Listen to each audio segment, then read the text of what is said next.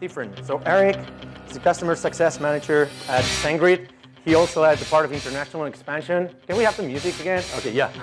And he transitioned from, he went for all sorts of roles in the marketing department, so event manager, he's been doing email, now customer success. And he's well known in the company because he once scheduled a client meeting in a coffee shop in Amsterdam. So please give him the biggest rockstar applause. Erik, stand up.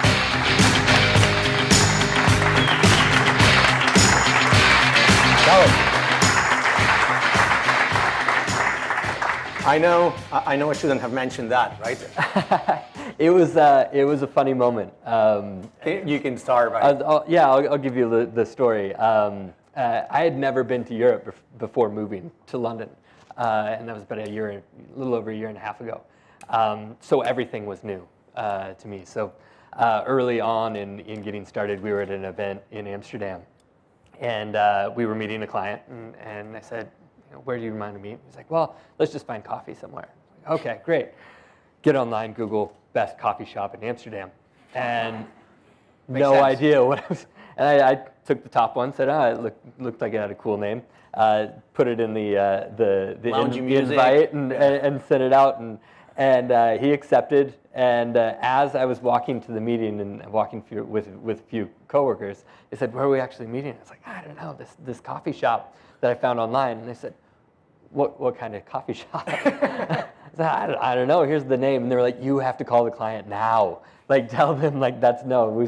So we quickly found a Starbucks around the corner as we were kind of running to the meeting to divert the potential of actually holding the customer meeting. And that's a good way to start talking to a customer success manager, because obviously one of the things you got to face daily is culture shock, right? Mm-hmm. So you've got clients all over the world. Maybe you can mention some of them. Maybe you can tell us a little bit how you organize, and how do you deal with these sort of situations? I mean, online, not offline, but how do you deal with the culture shock? Right. Yeah. Every customer is a bit different. Every country is a bit different in the way that we work, and I think we've always been an international company. We've always had a large customer base outside of the U.S.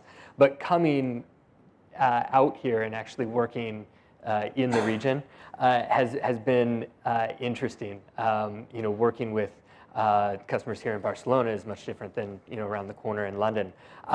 So we try to structure it as much as possible to reinforce our baseline expectation and really set those expectations of how we work with all of our customers, and then as needed, kind of tailor in the specific markets.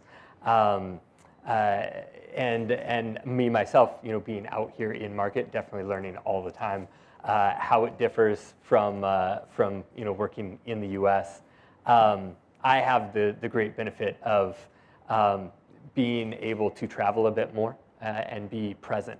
So to do events like this and meet customers here. So constantly learning and then feeding that back to influence our overall strategy of how we support our customers globally. One of the things that is really relevant is the fact that the role of customer success didn't exist a few years back, right? So how would you define it for people who are not familiar with the role, and why do you pay so much attention to this at SendGrid? Right. Customer success has definitely evolved, and I've been involved in customer success and account management for well over 10 years, and it's definitely scaled in its approach. Early on, it was account management, and then when I joined SendGrid, we were technical account managers. Mm-hmm. So being able to interface with our customers beyond the support team, but in a way that was more of a white glove experience and going beyond the support channels. We've always been great about offering 24/7 support, but having someone that is your person, that you can call, that you can reach out to, and you've got a name and you've got a number, has always been our approach. So having that be a technical account manager, it's a different type of person. It's finding those people within the support organization that really enjoy interfacing with the customers really enjoy getting on the phone, are comfortable having those conversations, and are interested in the growth of those businesses beyond just helping them with their immediate problem.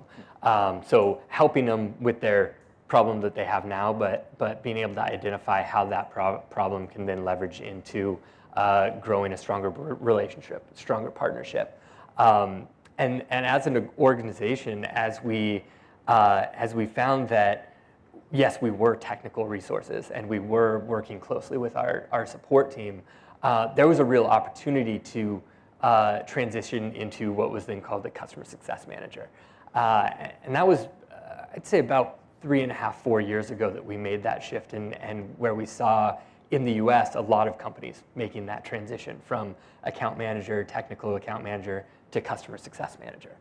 And it came with a different connotation, it came with a different skill set, because yes, while we were still technical account managers, and a lot of us still are very technical, we started to hire customer success managers that had different backgrounds, that maybe came from the sales organization rather than the support organization, that could still interface on a level of support, but that were poised to find opportunities to reach back and loop in our support team when necessary, but then also work with our sales team and find opportunities that would help our customers grow beyond just maybe their initial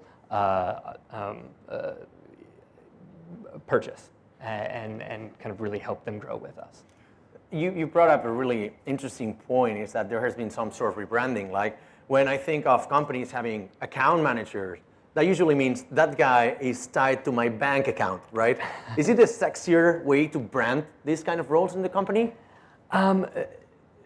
No, I really see it as that that in-between role, because we still do have a sales team, and we still do have those sales executives and the... So it's kind of like splitting... Right, and we really sit in the middle, where we can continue to be that customer advocate, and be that trusted advisor. And that's really important in the role of customer success, is to remain that partner with the customer. And you're really there to fight the fights for them. If they're having a tough time with support and they need escalation, you're the one they call, and you can go in and you can say, okay, well, what's going on here? Meet with the support engineers, really find a solution. And yes, we are involved, with some of the sales efforts and expansion and finding opportunities. But I like to think that we do it in a way that's really finding the best fit for them. And so really not trying to upsell or push things that they don't need, but really finding the best opportunity for them to grow and keeping them informed with new products. And so really being that partner and that person they can reach out to. Before going to my next question, I want to give a little bit of background, because you guys have been supporting Startup Grind for a long time. You've been sponsors in the global conference, and we've had partnerships going on, and you've been speaking at our events all over the world, so we're extremely grateful. Actually, a couple of people from SendGrid run chapters. Right. There's one in Sydney. LA. And somebody else. So I just wanted to ask, to give a little bit of overview, maybe there's someone who doesn't know SendGrid, because can you give some numbers about like company size, where you guys stand in terms of... In terms of employees? Yeah, in terms of employees. Yeah, sure. So my next question is directly related to that. Okay, yeah, I don't know exact numbers of where we sit now. Okay, I think so it's too big, it's right? over 450. And to give you a context of scale, I joined about almost 4.5 years ago. Yeah. And I think I was in the range of 70 to 100. Kind of in that. Because obviously you love startups, because you've got this startup program and all of that, and you support Startup Grind, but you're not a startup anymore. So is it ever too early to hire a customer success manager? When should a company hire one? No, I think the role fits well with any size company. I think the way that you position the role is crucial. For both B2B and B2C? Is it the same, or? I think both. Yeah, and the reason why I think it's important from the beginning is because we focused on our customers first and really started focusing on developers first. Yeah. we developed a customer-centric approach to our business. And I think as soon as you can start that and develop a focus on your customers, you build advocates, and you build people that love your product and are wanting to grow with you from the start to as far as they can scale. And so I think setting up your strategy for how you're going to find customers that love your product and support them in a way that they're going to support you. So I'd say if you have a team of 5, you could absolutely add a 6th as a customer success manager. Now, that person may be scrambling as the only point person for all of your customers. And depending on how fast you're growing, you'll have to kind of develop new strategies around, when do you hire another customer success manager, or when do you change the role or the focus of that person, similar to how we did when we pivoted from technical account manager to customer success. How would you track the effectivity of having a customer success manager? Is there, because sometimes we, in terms of startups, right, they calculate the revenue per capita, so per employee. Do you have something like this for customer success managers, the way that you increase the lifetime value of your customers, the revenue of all of them? Is there something you track internally? I don't want you to share numbers, but is it something you do? Largely, we are a retention organization. And what that means is we want to keep our customers happy so that they stay as long as they can, as long as they want, because they're happy customers and they want to continue to grow and scale. And so retaining our customers is goal number 1. And then where we further set our goals and objectives is in our ability to find opportunities within that customer base to grow. So as we develop new products, can we get that in front of our customers and find the ones that are interested, so that we can continue to help them grow? Maybe not with organic growth that comes with retention, but that inorganic growth where you're introducing new products and new opportunities. Because I'm not really familiarized with your field of specialization, so maybe we'll go into a couple of examples. First of all, I wanted to touch on something that customer success, right? So it kind of like, sometimes you've got companies that treat you very badly when you're a customer. Some companies treat you too nicely and they're just like, go too far, right? Kind of like that waiter, especially that happens a lot in the US, they're too nice. They come every 2 minutes like, is everything okay, sir? Do you want more food, sir? Like, you want something else to drink? Might I help you with something else? Like, it's all right. Maybe you can come with, less frequency, something like that. Right. So how do you set the line? How do you set the standards? And how do you calibrate what actions to do? When are you too nice that you might actually start losing customers? There's a strategy in the customer success world, which is to strategically overserve. Yeah. And there are those opportunities where you bring in where you overserve to show them the value of a product, but in the effort to then hopefully sell them on. Where that comes in when we look at, say, something like professional services, right? If we're able to show them the value of the professional services within just the customer success team, and we say, oh, well, we can bring in the deliverability team, and you've already seen how much we know, they have to know way more because they're the experts. We can kind of strategically overserve in some ways by bringing in some experts, bringing in some expertise, and help them out with their immediate problem to then hopefully sell them on ongoing opportunities to then bring in the services team more often. So there's ways to kind of overserve strategically there. I think the important thing with that is to set clear expectations from the start, though, that we're going to do this and we're going to provide this value, but this is typically reserved for another team or another level of service, so setting clear expectations of the lines between what is customer success and what is our role and what do we do for you, and where we could grow that relationship into other areas. But how big are these segments? It's like, what's the minimum size of a segment to start doing a different strategy for them? Like, for instance, I am a person that I don't like communication, so don't send me newsletters. I unsubscribe for all of that, right? I'm a person that happily pays for stuff. Just don't send me any email about anything else. I know I'm missing out on stuff, but I value my right to not to be invaded that much, right? So do you have strategies for these kind of people? Yes, and this is something that often comes up in a lot of our customer success meetups at a group I meet with in London, which is how do you segment your user base based on what they need from you? Yeah. And so if you are a customer that's completely happy with the service, and we've reached out several times, you continue to pay your bills, you can continue to grow and scale, and grow the opportunity, then the fact that you don't want to communicate, it doesn't hurt my feelings.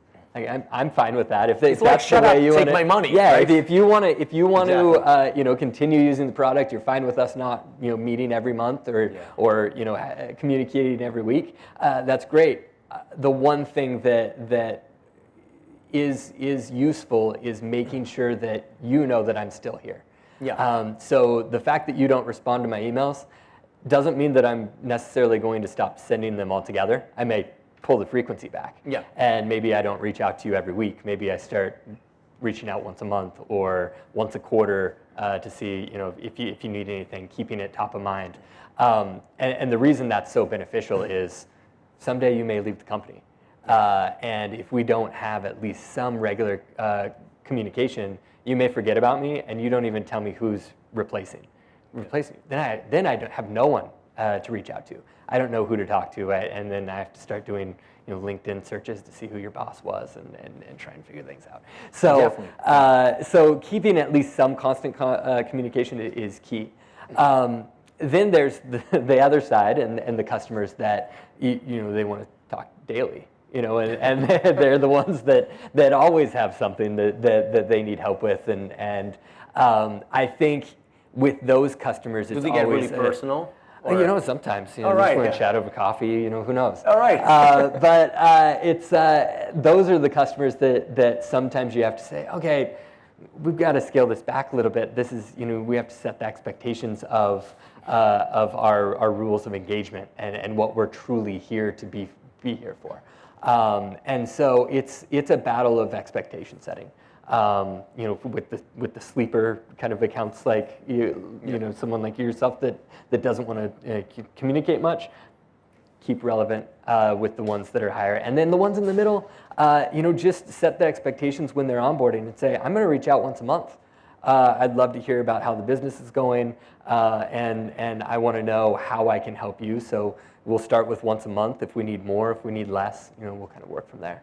Right, let's get more practical and technical. Let's dig a little bit in the details. What sort of strategies or actions that we can learn from and probably start using from tomorrow that you have implemented, that they were your decision and they make a positive impact in the company? Can you share something that you said, I introduced this idea and the attrition increase and all of that? So, right, we're constantly developing strategies around that, and I think one is with the accounts like we were just talking about, those accounts that we just can't get in touch with, and I've developed a lot of plans myself within SendGrid and our team of what are the best ways to reach out to the right customers, and some resonate with different types of content. So just like Chiara was talking about testing within an email strategy,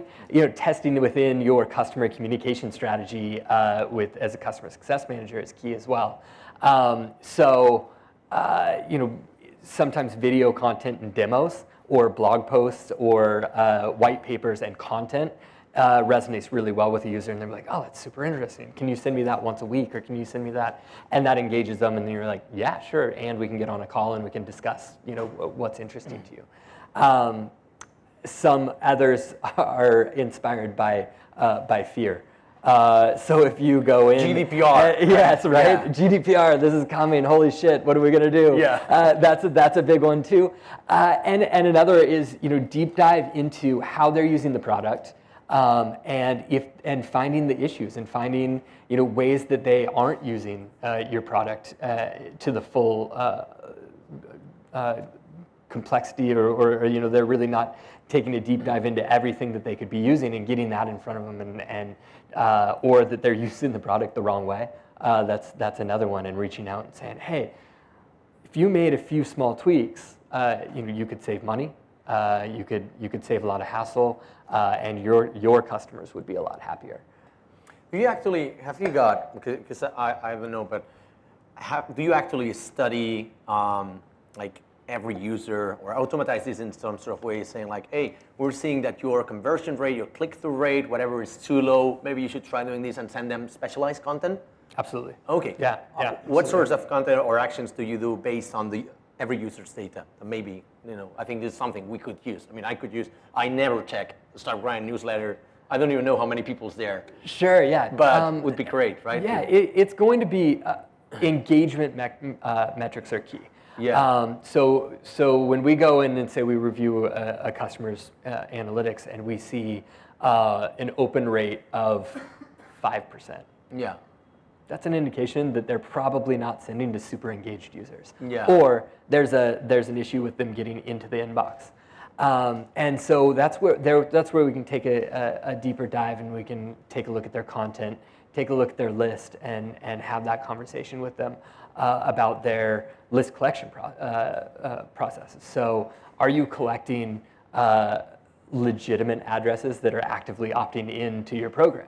Yeah. Are these people that are raising their hand and saying, yes, I want to hear from you? Or are you doing the absolute worst thing you could possibly do in email and purchasing a list? Because those are people that don't even know who you are not engaged, and when you send them an email are almost offended and hitting spam. So that's a good metric to start using, is opens and clicks, and seeing how engaged their users are and how receptive they are to their email program. Because low opens, low clicks means low conversions. And I'd say the goal of all of our businesses is to make money and convert customers. So. What's the best case that you can give an example of one really good action you did for a client and you increased their numbers significantly that you can share? Maybe we can learn from that. Right. I'm going to go deep into my history, and this is not with SendGrid. Yeah, this is back working in a creative agency where I was managing email programs for large retailers and in the travel industry as well. But this was a large retailer, and the hardest thing to do in our business when we're working with marketing teams is to convince the CMO to cut their list. That list is their baby. Those addresses and those contacts they've collected over the last 10 years that's like their pride and joy. Yeah. And to tell them that they need to cut half of their list because those people, they just don't like your content anymore, it's like a stab to the heart for them. And so working with this large retailer, they had a list of, it was about 10 million. And through the course of sending their emails, I'd worked with them for about a year, what we constantly came back to was, there's only 3 million of these 10 million addresses that are actually opening your email. So from a cost perspective, they were just throwing money away. I mean, it was just sending to 7 million contacts 3 to 4 times a month added up to a lot of emails. And so we had this hard conversation of you've got to cut your list. You've got to focus on these engaged users. He said, not happening. We're in a business where they make one purchase a year. They may buy a sweater for their wife every year, and that's Christmas that. sweater. And so if we send them, we send them 12, 20, 50 emails, it's all about that one email that they convert off of. It's like, wow, shit, how do we, okay, that's tough. Yes, we understand that, there's customers that purchase at different rates. And so the big, I've got a friend. Yeah, I made a friend. It's all about making friends. Sorry, Frank. It's not that kind. That's all right. He'll be fine. Yeah. So the one thing that hurt the most for them was because they were sending to such a high rate of unengaged email addresses, they got a spam house listing. And what this is one of the biggest blacklistings you can get. And it really impacts your sending. And this was 3 days before Black Friday. All right. And so they knew that they were hitting them hard, and they were hitting them at a moment that it was going to impact them. So it was a lot of late nights. It was a lot of all-nighters working with them to assess the damage of getting a spam house listing as they're trying to send out the biggest campaign of their year that's all their revenue. And finally he said, okay, I'll go with your recommendation, because it was really the only recommendation that Spam House would accept, which was, we've got to cut these 7 million contacts. And it hurt. It hurt him a lot. It also hurt us as a business, as a volume-based business. But in order to make them as successful as possible, we were willing to take that hit on the volume, because we knew that if you got the 7 million bad contacts out of the way, they were going to get the exact same conversion with a lower ROI. And so they removed the 7 million contacts, and for the next several months, they went with just the 3 million contacts that they did. No change to their revenue, but a huge change to their return on that investment. Did they get out in time of the blacklist? They did, the night before, and we were able to at least get the emails out to their most engaged users, which was within that 3 million. So we helped them send out their biggest campaign. And then, over the course of time, we found strategic opportunities to dive into that unengaged list, because to his point, they still might convert at some point, maybe because they haven't opened the last 9 months of emails. We can still get them, the big sales in front of them. So finding ways to kind of, dive into still sending them something maybe 4 times a year rather than 4 times a week. Yeah, definitely. Is there anything, you brought up a good point here. Is there anything that you have noticed since since GDPR came into action? Changes in the trends or the actions that people do? Obviously, fewer emails are being sent. I still receive a lot of crap in my inbox, but some companies just don't give a shit about GDPR. But have you noticed different trends, different actions, and how has that impacted your business? It's still early to see. It's been a month since the big day, and we haven't seen a huge impact. If anything, leading up to the end of the May was great in terms of volume, because everyone was sending emails to all of their lists. I think the impact that we're seeing following that, yet to be seen. I think stories that we look at trending is that there's not a huge impact at the moment. I think as an industry, there's still a bit of a wait and see. We saw the big ones like Facebook and Google that had immediate lawsuits from GDPR. But as we're looking as that long trail, I don't think we're seeing a lot of notable news and excitement yet. That's going to be, I think, where people will start taking kind of some more serious action beyond kind of the initial get the opt-ins, get our list tightened up, and start to send to our more engaged users. Can you tell us about that company that, because of the GDPR, because I heard that story and it was really fun. So can you share that company that just Yeah, there's got rid of a few emails. Right. There was a lot of different strategies leading up to GDPR, and a lot of companies took a lot of different stances based on the type of email that they were sending to notify their users. And one notable company that we kind of saw was a strategy where they had over 20 million contacts, and took a stance of, well, we're going to get an opt-in for every one of them, and sent out an opt-in campaign, direct opt-in campaign that says, if you want to start receiving our emails or keep receiving our emails, opt in. And the return was not great. So, working off of a 1 to 2% opt-in rate really cut that list down to several 100,000 versus several million, and so that was impactful. I think one thing to note though, as we look at strategies beyond GDPR is that just because they didn't opt in at that one moment from when you sent that email doesn't mean that they're no longer your customer. It just means that they didn't opt into either receiving communication ongoing. So I think as you look at strategies to optimize your opt-in moving forward, to take a look at the way that you're collecting opt-ins currently, and say, well, what's the best way to get this in front of our current customers so that we can recollect their consent as we go forward.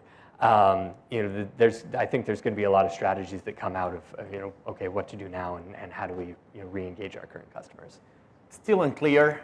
I don't know much about it. Let's wrap this up with a couple of really quick questions, and really quick answers would be, the first one is, because Carlos is running Fuck Up Night, so I think he deserves this. What's your biggest fuck up you've ever done?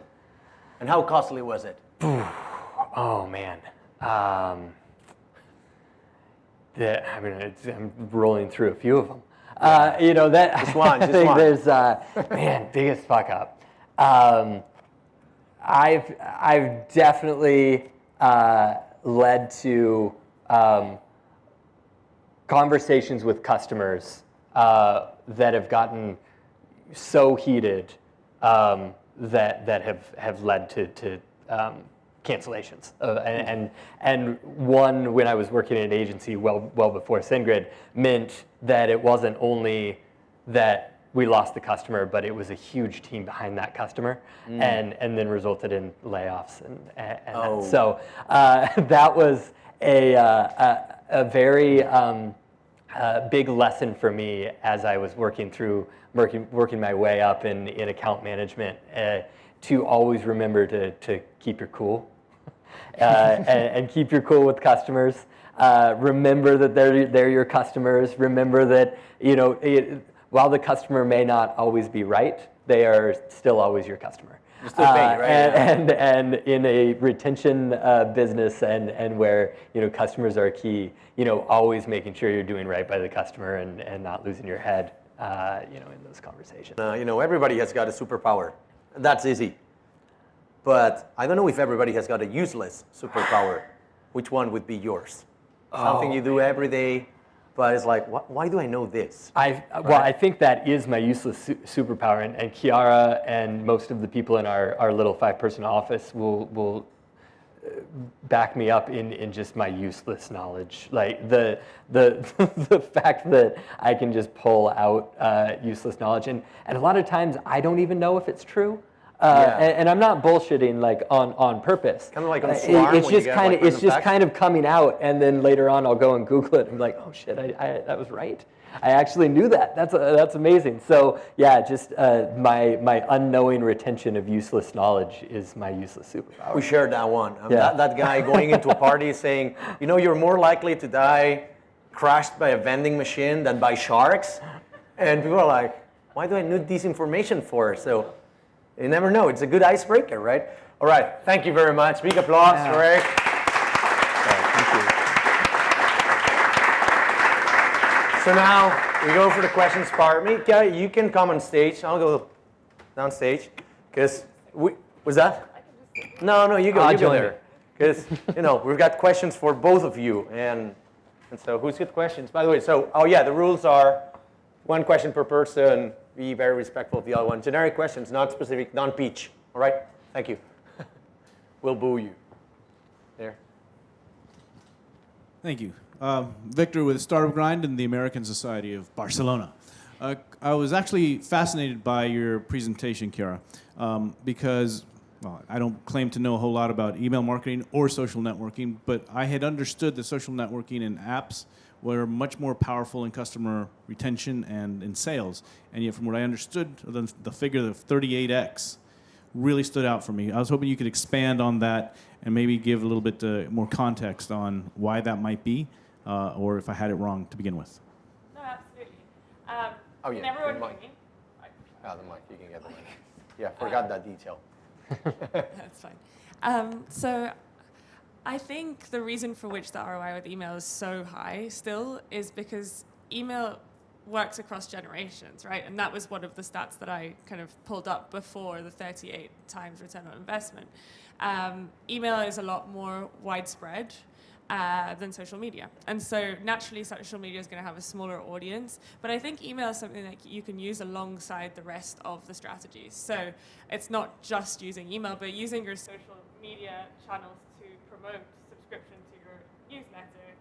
And someone who, they're always going to open up their inbox. It's a knee-jerk reaction nowadays to open up your inbox. Everyone does it all the time, and if you're able to differentiate yourself within the inbox, you're in a really good place.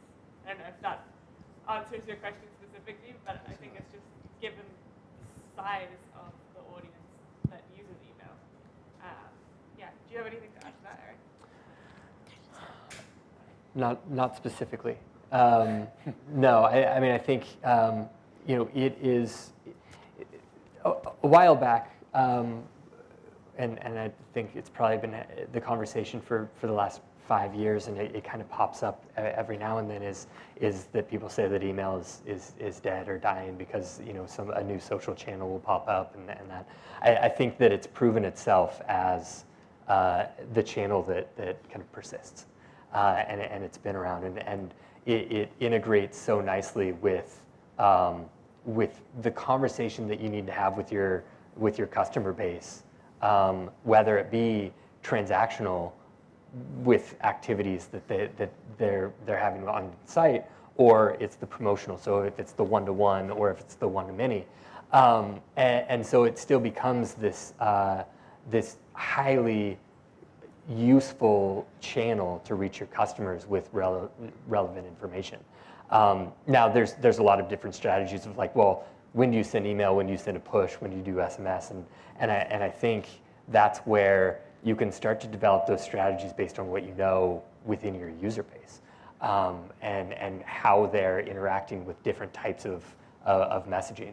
But that's where we see is email has remained the lion's share of that success of reaching your customers.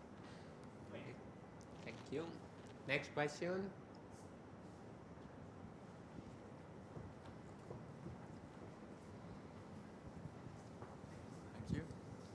Probably a question for Erik. It's about customer success. As a startup in SaaS, as the co-founder, I've been doing customer support and success always on my own, right? Mm-hmm. You get a very intimate relationship with your customers, and you help them out, and you learn about what's important to them, and you can even sell them something. So it's a really important part of a SaaS business. Also, you want to retain them. But at some point, when the company grows, you can see that you got many more support calls and many more people talking to you either for help or they want to buy something or complain. And it takes a lot of time from my CEO job role, so to speak. Right. And I don't mind because actually it's great, I learn a lot. But at some point I have to hand it over to a specialist, like a customer success specialist. And I already see myself fearing like I don't want to let it go. Because they probably mess up and they don't speak all the languages I do. They don't know much about the products I do. So can we go into the point, please? Sorry? Go to the point, please. Yeah. So the question is what do you recommend for the handover to to hire your first customer success person? Right. And predefined procedures or. Yeah. First, I think as the CEO, you're always going to do customer success, and that happens on some level, right? And that happens even in our business now. I mean, even last night, I was included on an email from our CEO who got reached out to by one of our customers. So he still gets those messages as well. So I wouldn't feel like don't be afraid that you're going to lose it, because they're always going to reach out to you. But I think the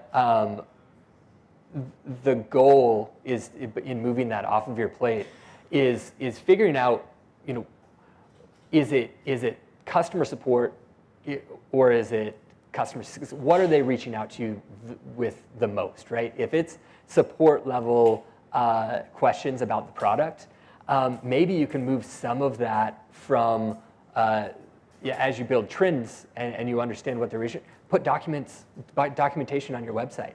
Attack it with documentation and say, these people, this collective group of all of my customers is always reaching out for these 5 top things, and develop that content, put it on your website, and make it available for everyone.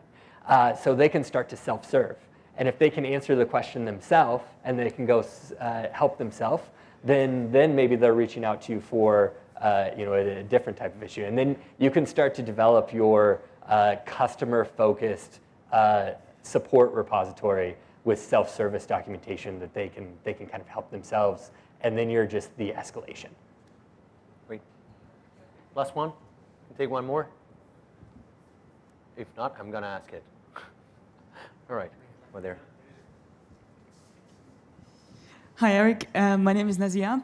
I was wondering, so I've worked as an account manager for 2 big advertising platforms for the last 3 years, and one of the main challenges that I saw was the topic proactive versus reactive. Right. And I think that's one of the main challenges in the customer success / account management world. Because in the ideal case, you are more proactive, and this way you can avoid you can avoid requests coming in from client side. Did you ever face this challenge? And if yes, did you develop, you and your team, did you develop some kind of strategy to keep the balance well?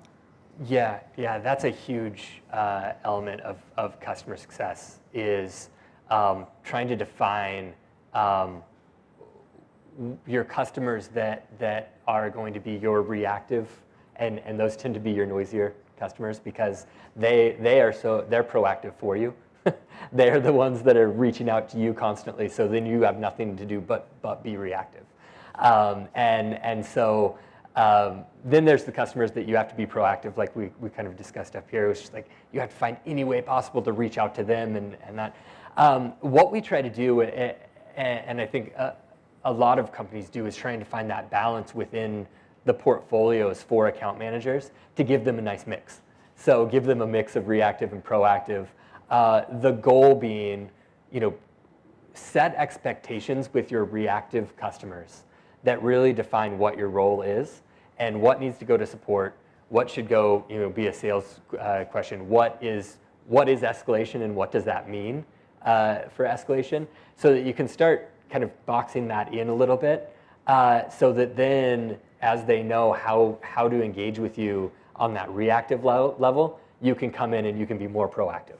And you can spend more of your time proactively finding those opportunities to engage with them, and sell yourself as a very useful tool for them to use moving forward. And I think it'll shift from kind of a support level reactive to relationship level proactive conversations, and a lot better monthly check-ins that you have with them. All right.